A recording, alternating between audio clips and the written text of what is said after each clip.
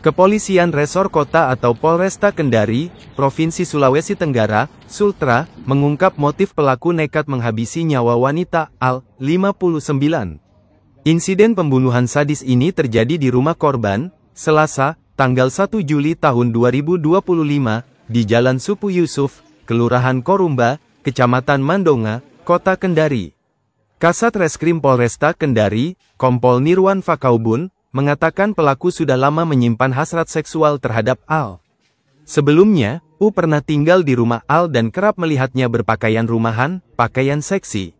Sehingga timbul hasrat pelaku untuk menyetubuhi korban, ujarnya, Senin, tanggal 4 Agustus tahun 2025.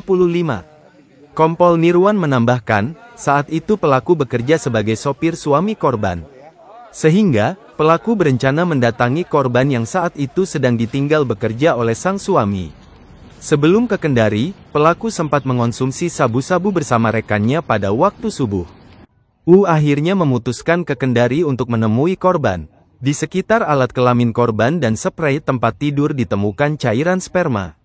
Setelah pengecekan laboratorium, dipastikan cairan tersebut milik U, tutupnya. Dan apakah pelaku ini bekerja melakukan sendiri atau ada indikasi keterlibatan pihak lain? Dan jadi untuk kasus pembunuhan untuk pelaku ini dia bekerja dengan suami daripada almarhum atau korban selama beberapa bulan, kemudian sudah diberhentikan oleh suami korban. Pada saat dia bekerja dengan suami korban, dia menginap bersama-sama dengan korban dan suaminya di rumah suami korban. Jadi mereka bertiga satu rumah. Pada saat mereka bertiga satu rumah, pelaku sudah menaruh rasa ingin berhubungan badan dengan korban karena sering melihat almarhum atau korban menurut pelaku dengan pakaian rumahan yang tidak yang sudah biasa orang pakai di rumah lah, tidak keluar gitu, pakaian terbuka. Dari situ pelaku sudah menyimpan rasa dendam untuk rasa nafsu untuk berhubungan badan dengan korban. Pada saat kejadian, pelaku sudah berhenti kerja dengan suami daripada korban, dan di mana pelaku berlokasi atau bertempat tinggal di daerah Kabupaten Konawe. Nah, pada saat itu, subuh harinya, pelaku sempat mengkonsumsi sabu-sabu, mengonsumsi sabu-sabu bersama dengan temannya di Konawe. Kemudian pada subuh harinya, pelaku meminjam motor tersebut sudah jadi barang bukti, motor Yamaha, dan berangkat daripada Kabupaten Konawe pada pukul 4 subuh. Kemudian sekitar 5 subuh, tiba di Kendari, langsung menuju kepada rumah korban. Sampainya di rumah korban, pelaku mengetuk pintu dan korban sementara bertelepon dengan temannya di Konawe. Dan korban menghentikan teleponnya karena rumah daripada korban banyak anjing yang dipelihara, akhirnya dibuka rumahnya. Karena sudah banyak suara anjing di luar, dibuka rumahnya, kemudian setelah itu pelaku masuk. Sempat ditawari minum dan makan sama korban, tapi pelaku menolak dan pelaku duduk di bagian kamar atau TV. Bagian kamar, ruang tengah, di bagian ruang tengah yang ada TV-nya.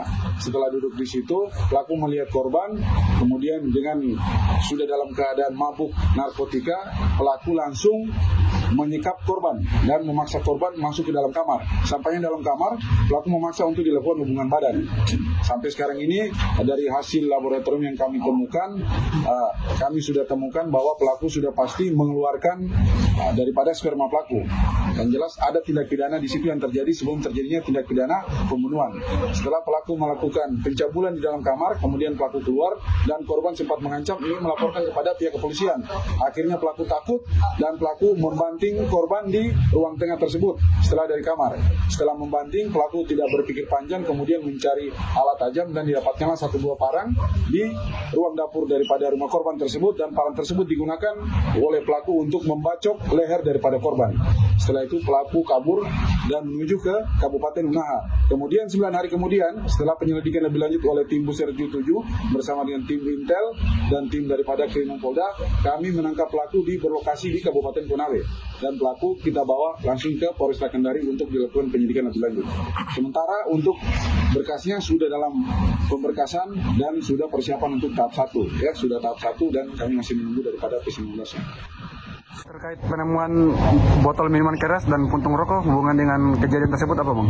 Untuk botol minuman keras itu botol minuman daripada suami korban dan puntung rokok tidak ada hubungannya. Dan kedua barang bukti tersebut tidak ada hubungannya dengan tindak pidana pembunuhan atau pencabulan. Yang ada hubungannya adalah satu buah parang, kemudian ada beberapa celana dalam di situ yang kita temukan, yang dimana celana dalam daripada korban tersebut. Berarti sajam milik suami korban? Ya, milik suami korban. Sudah pasti. Download Tribun X sekarang, menghadirkan lokal menjadi Indonesia.